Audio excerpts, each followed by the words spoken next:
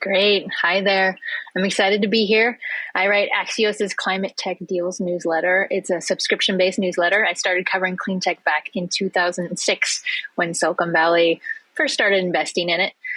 Today, we're going to be talking about category specialist climate VCs.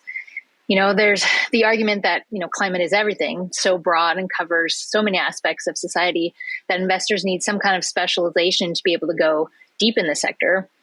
At the same time, investors who fund across verticals say there are benefits to leveraging more diverse technologies across their networks. But we're going to dig into all the nitty gritty on the potential benefits or some challenges with specialist climate tech VCs. And today we're going to be chatting with a group of investors that are leading funds across agriculture, buildings, and oceans. First up, we've got Rob Leclerc. He's the founding partner of AgFunder, which is a decade-old firm that's one of the most active in food tech and ag tech.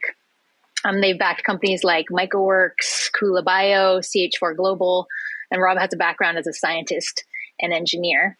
We've also got Kate Danaher. She's the managing director for S2G Ventures Ocean Fund.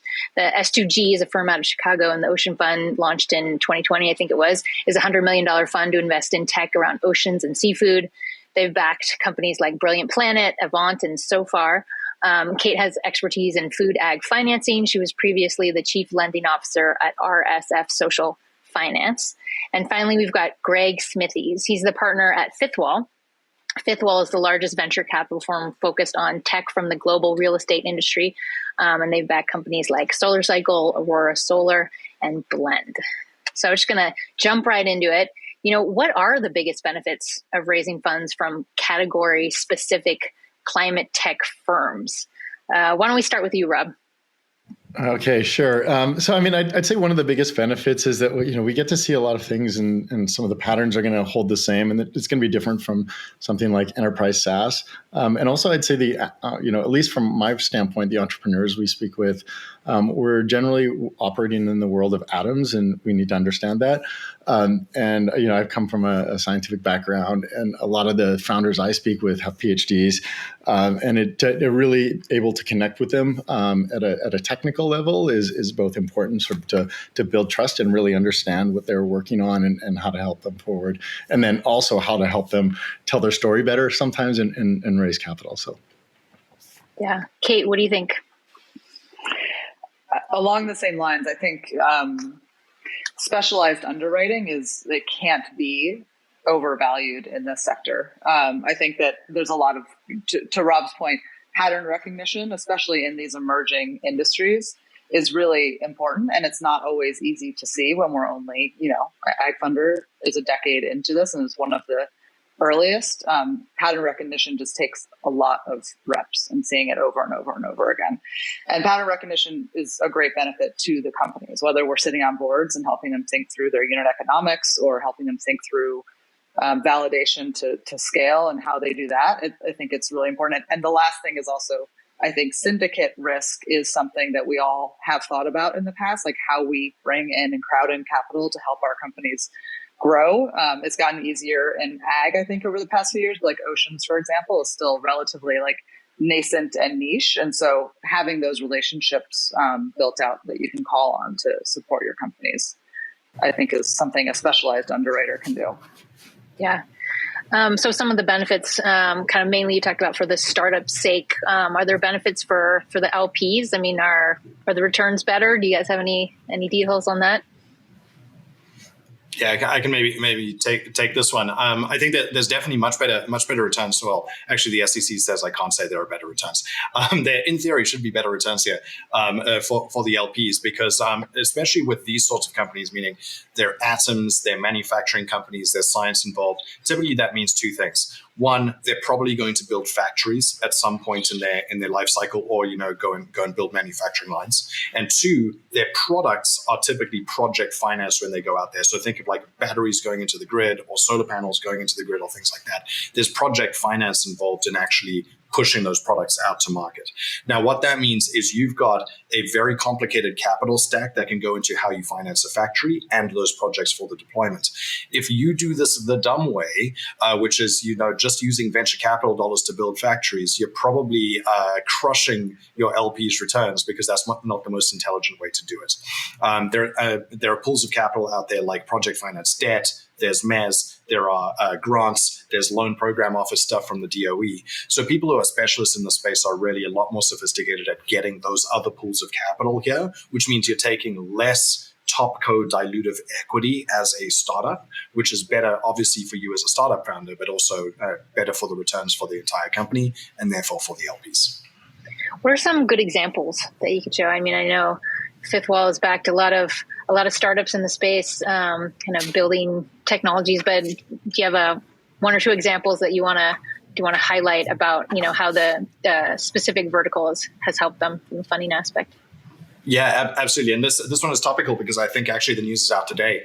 One of our portfolio companies is Sand Elements. So they recycle lithium-ion batteries, raised $452 million today. That is on the back of them getting an infrastructure bill grant for $480 million earlier on this year. So when you look at a company like that, right, you're building massive gigafactory scale recycling facilities. Each one of those, rough numbers is like $1 billion. If you went and raised $1 billion of straight topco equity capital, that would be very punitive to the management team and everybody's returns. Whereas instead, what that team has really been able to do with our help and the help of the other investors around the table here is first go and access the quote unquote free money. That was the infrastructure bill that gave them $480 million in a grant. That is about as good as you can get in terms of non-dilutive capital. And then this topco equity, the $452 million today, but we're still going out there and exploring actual sort of project finance, meaning project debt type stuff. So when you look at these companies that need to get billions of dollars of capital into the ground, you don't actually need to raise billions of dollars of topco dilutive equity. There are other pools of capital out there like that. Yeah. And just to poke at your argument just a little bit, kind of what would, kind of Fifth Wall is in the kind of building and built environment, like how would that kind of give, something like Ascend an edge to kind of have your vertical expertise, like with that growth? I mean, to play devil's advocate, like a firm that invests across would also be knowledgeable about, private project financing and kind of the other types of capital. So like, why would it benefit them to have kind of you guys in their corner?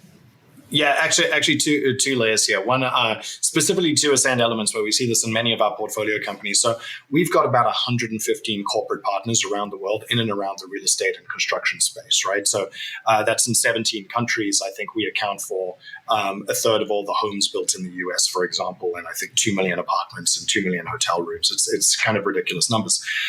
When you think of where are all of the batteries in the world going to go? Around about a third of them are going to go onto buildings, right? They're going to either be on the side of a building or a house powering it, or they're going to be nearby, in a community solar or utility grid type thing. So think of it as a third of the batteries going into the built environment directly.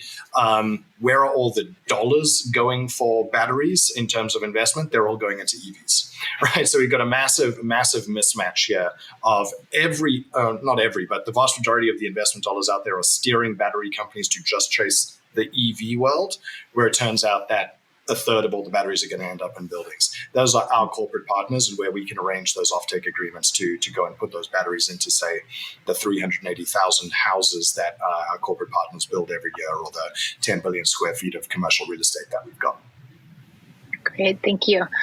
Do you see any challenges or do you see any benefits that some of your partners that are investing across verticals are having that climate specific ones are not?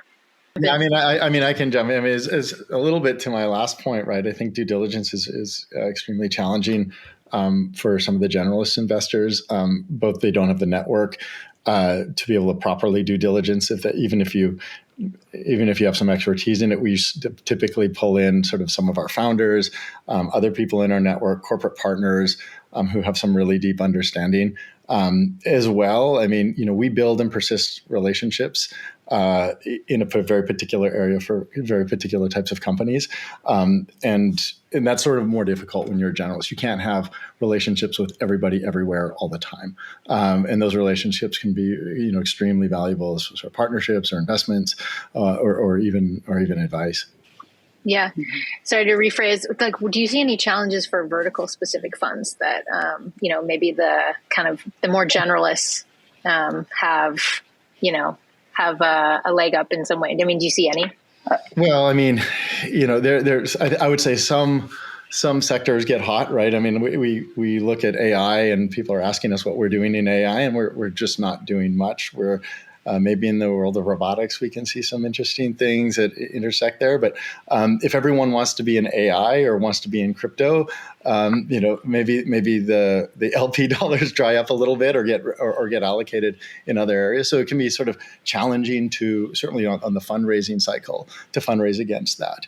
And certainly if certain areas are hot, it may inflate other areas. I mean, we're not software, right?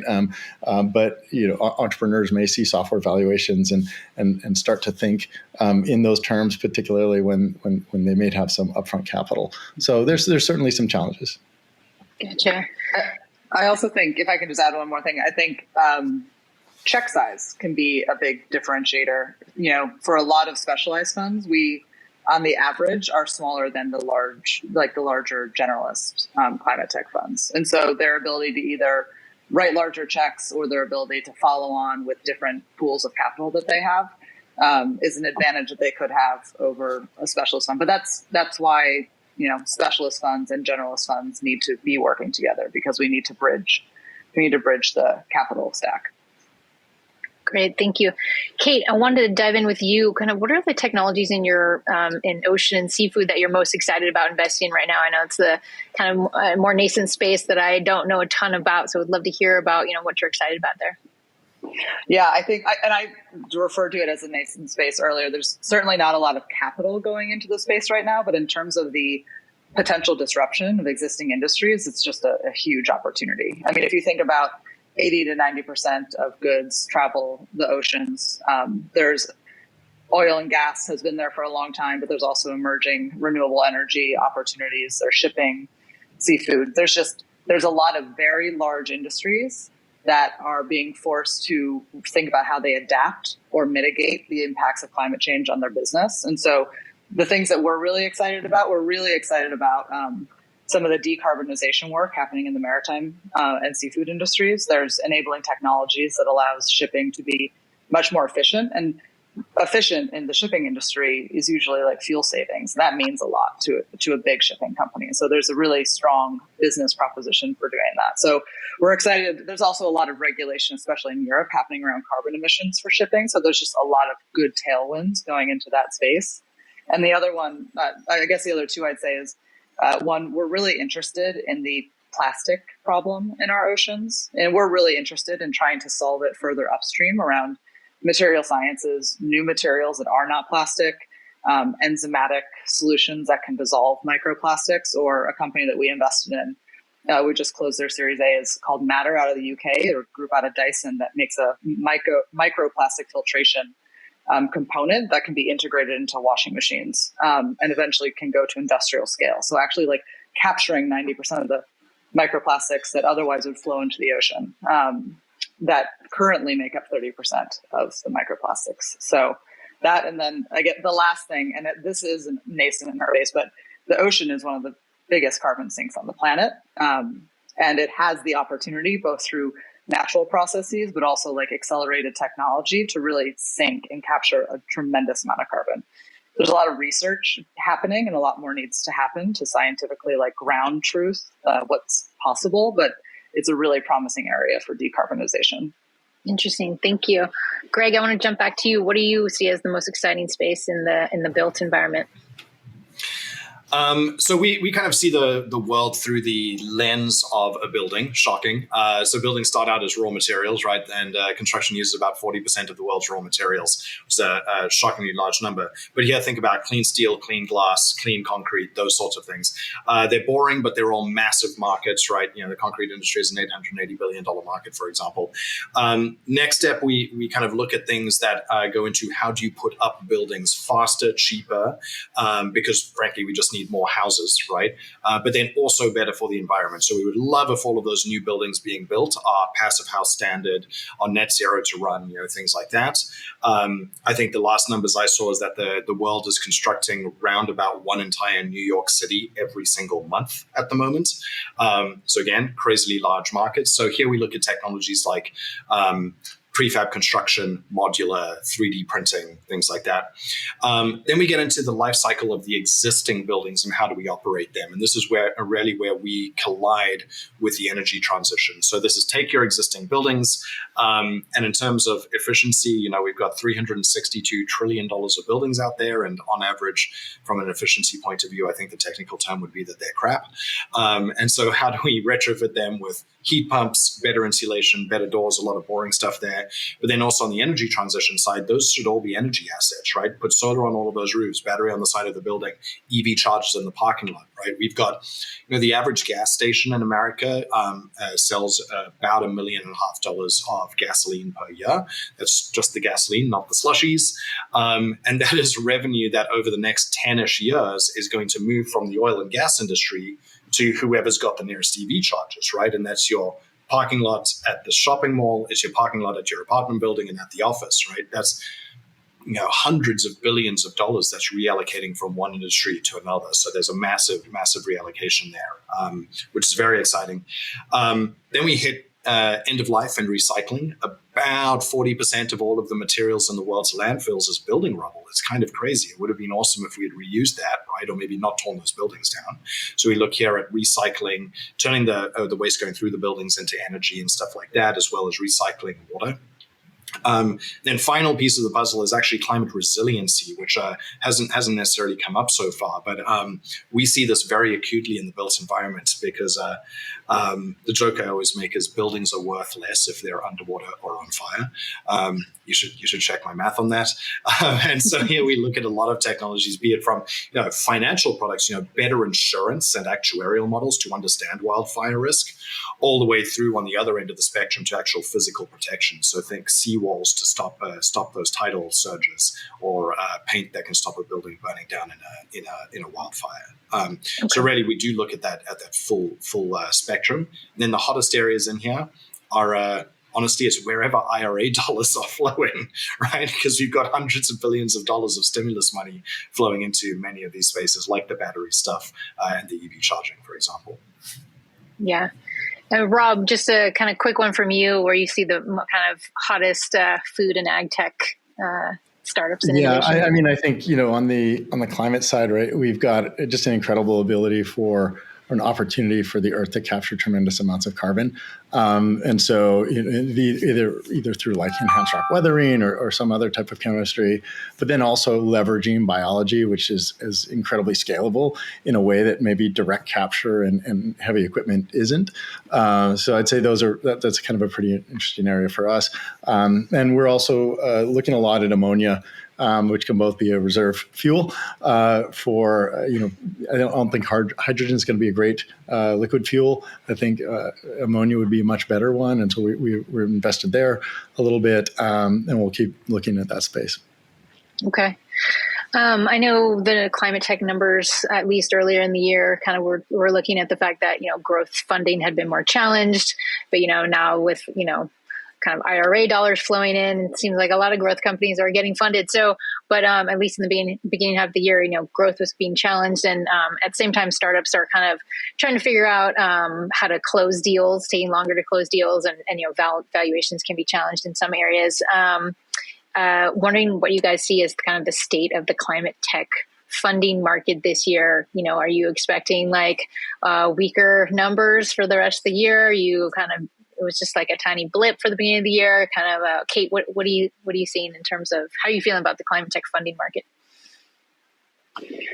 Well, I think the money has to start moving at some point, right? Everybody has an investment period, and for most, that's 3 years, and we've kind of been locked up for almost a year. So the money does have to start moving, and we're seeing it moving. I think from the startup perspective, I think that the valuations and the structure is going to stay. So I think people are going to really be challenged on their valuations and kind of resetting their cap table. I don't think that's going to move as quickly as the money will start to move.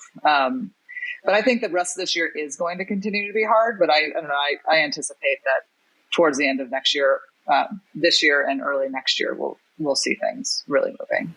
Okay. And we're seeing it now, right? Like as soon as someone gets a term sheet, there's a lot of people who are willing to tag on to that investment. It's really finding that lead investor that seems to still be what's taking quite a while. Yeah, I to add on to that, Kate, I would agree with that. But I think you've got a couple of funds out there, ours included, where we're kind of saying that you should never let a good crisis go to waste and really leaning in here.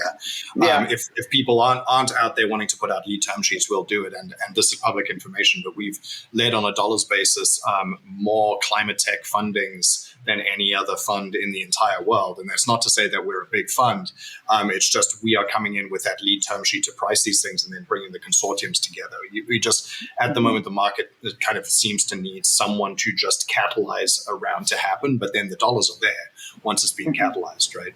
Greg, are you finding that you're having a lot of hard conversations around valuation expectations, or are you seeing that those are coming in line when you're dropping those term sheets?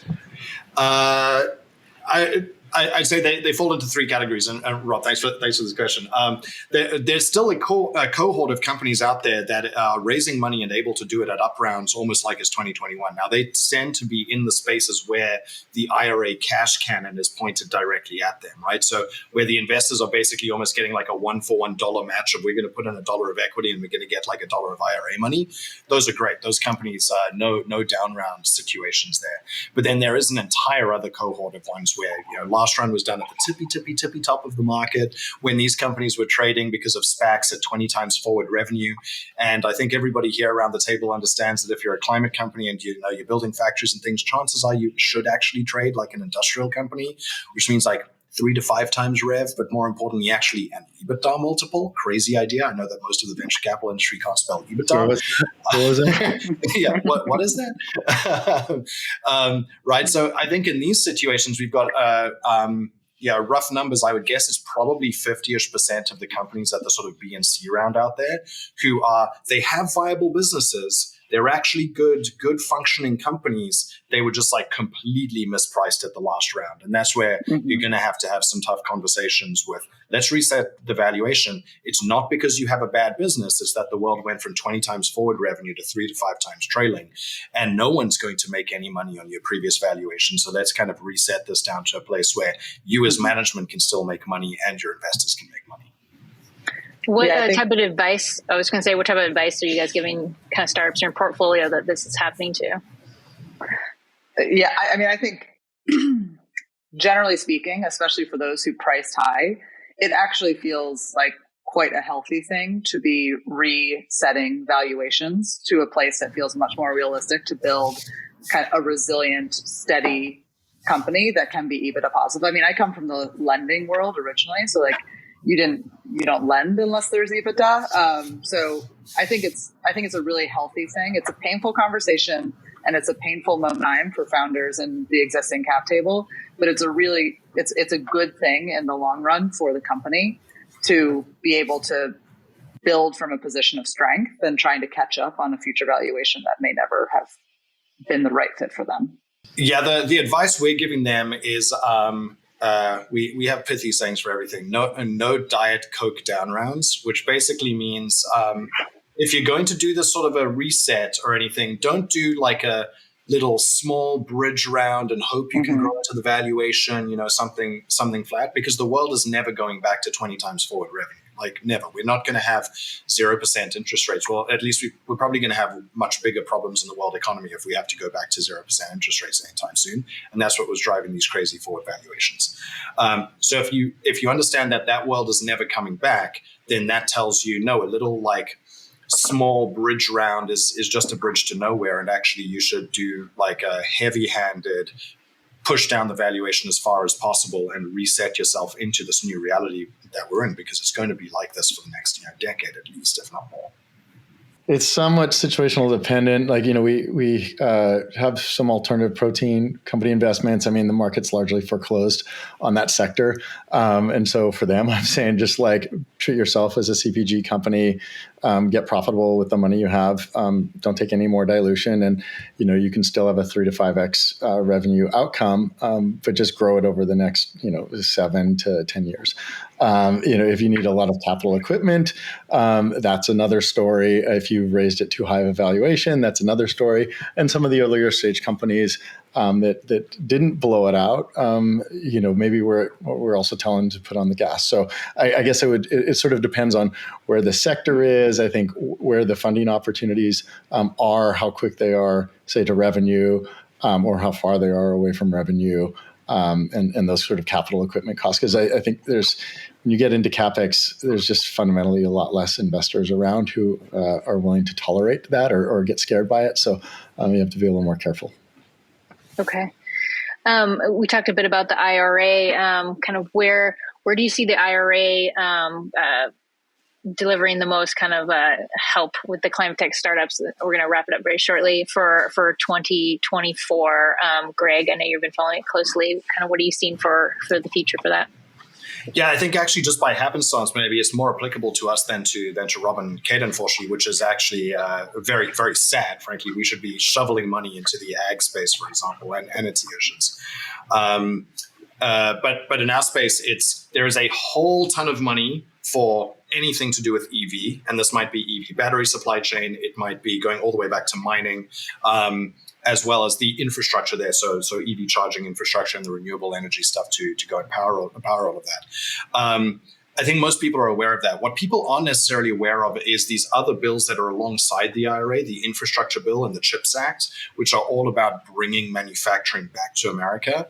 And so for many of our companies that need to go and build big factories, there are very large dollars in those acts, which people kind of forget about next to them.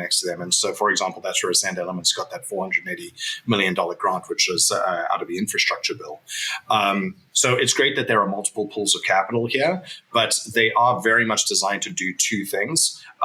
One is to increase electrification of vehicles, and then there's a smattering of things in there for other stuff like heat pumps and houses. But think of it as like $400 billion for EVs and like $8 billion for heat pumps, right? It's like a couple orders of magnitude difference.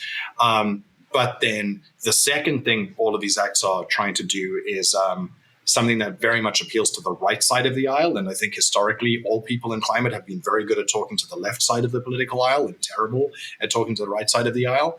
And what is fantastic about these acts is they've actually brought sort of the national security side and jobs side of the climate crisis to the fore. And so people on the left side of the aisle might want to invest in this stuff because it's good for the planet. That's great. But people on the right side of the aisle want to do it because, national security and screw China. And at the end of the day, I actually don't care why people want to put the money in, as long as they're putting the money in. And that's the exciting thing about where we're seeing this money come from. They are actually bipartisan bills. Okay. And we're going to have to do some closing thoughts here now. I know this conversation is about specialist VCs in climate. So kind of what's your final pitch for the startups, entrepreneurs, and other investors in the space? Why they should be partnering with a specialist climate VC? Why don't we go with you, Rob? Oh, well, why don't we go with Greg? I don't know if I have anything to add. I probably hogged some time there. So, all right, Kate, do you have any final thoughts on specialists?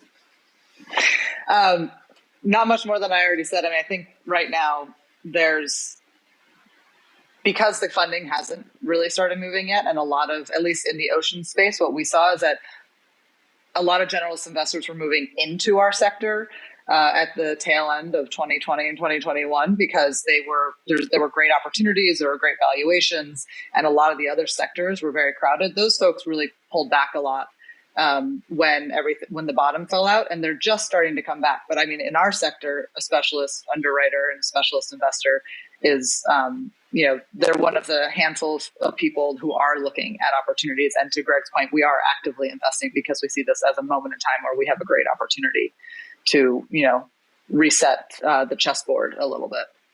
All right. Thank you so much. Greg, you have final thoughts on specialist VCs? I think specialist VCs are almost by definition, because we tend to be more hardware-y, industrially investors around climate space, going to give you a lower valuation. That is not a bad thing. It's actually a healthy thing, right? And so typically where we see people non-specialists making mistakes is putting software multiples on hardware companies.